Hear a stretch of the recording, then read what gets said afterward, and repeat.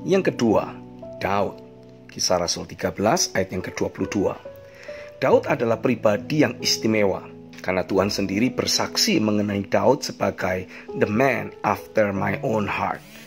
1 Samuel 13 ayat 14 dan Kisah Rasul 13 ayat yang ke-22 dari terjemahan Amplified Bible. Sungguh luar biasa. Tuhan sendiri menyatakan bahwa Daud adalah pribadi yang selalu mengejar hati Tuhan dan selalu melakukan semua kehendak Tuhan sepenuhnya. Saya rindu menjadi pribadi yang dikenal oleh Tuhan sebagai pribadi yang terus mengejar isi hatinya dan mewujudkan isi hatinya. Di Alkitab tertulis begitu banyak kisah tentang bagaimana Daud terus mengutamakan Tuhan. Bahkan dalam kejatuhannya, ia menjadi pribadi yang lembut untuk dikoreksi dan bangkit untuk mencintai Tuhan lebih lagi. 2 Samuel 12 dan Mazmur pasal 51. Mazmur-mazmur yang Daud tulis begitu padat dengan dimensi kebergantungan akan Tuhan, kecintaan akan Tuhan. Serta ia adalah pribadi yang begitu mengenal kasih, kesetiaan dan kedahsyatan Tuhan.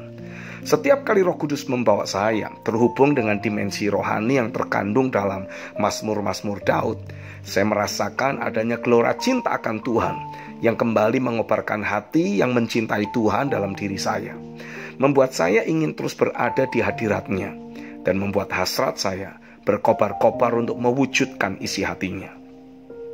Sebagaimana hati Daud begitu terpaut dengan Tuhan, dengan segenap hati, saya juga mau terus mengarahkan hati saya untuk mengejar Tuhan lebih lagi. Yang ketiga, Musa.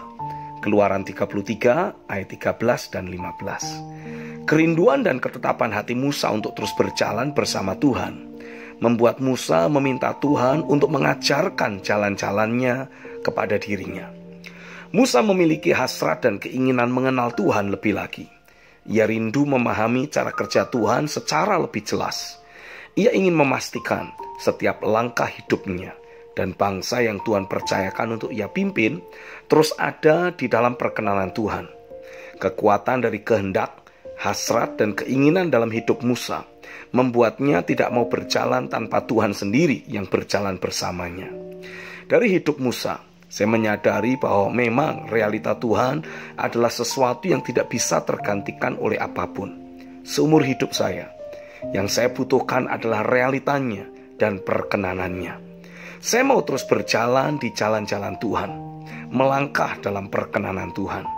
Roh Kudus menyingkapkan kepada saya bahwa untuk dapat memiliki area kehendak yang terus murni dan ilahi, saya perlu menjaga hati saya dengan segala kewaspadaan.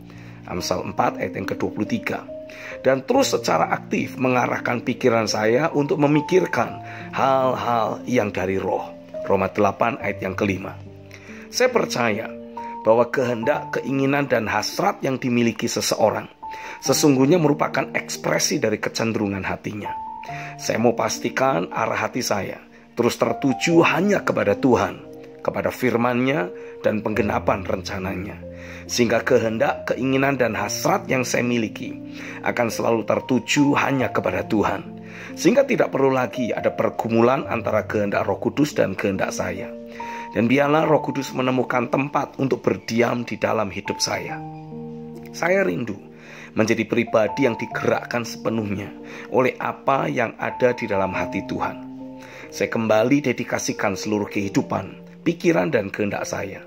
Bahkan segala hal yang saya sukai, saat ini saya serahkan kepada Tuhan di mezbah-Nya.